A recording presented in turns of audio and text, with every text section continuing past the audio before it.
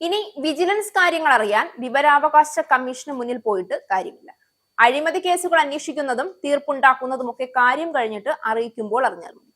അഴിമതി കേസുകൾ അന്വേഷിക്കുന്ന സംസ്ഥാന വിജിലൻസ് വിഭാഗത്തെ പൂർണ്ണമായും വിവരാവകാശ നിയമത്തിന്റെ പരിധിയിൽ നിന്ന് ഒഴിവാക്കാൻ സർക്കാർ നടപടി തുടങ്ങി.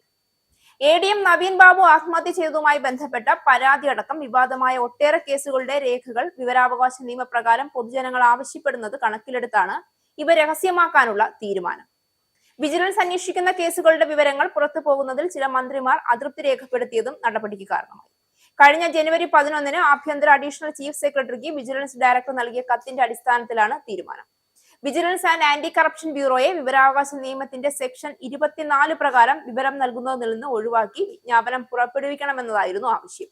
നിലവിലെ ആവശ്യം നിയമവകുപ്പിന്റെ പരിശോധനയിലാണ്. ഇത്തരം തീരുമാനങ്ങൾക്ക് വിവരാവകാശ കമ്മീഷന്റെ അഭിപ്രായം തേടണമെന്നുണ്ടെങ്കിലും അത് ചെയ്യാറില്ല. ഇടപെടേണ്ട കമ്മീഷനാകട്ടെ മൗനത്തിലുമാണ്.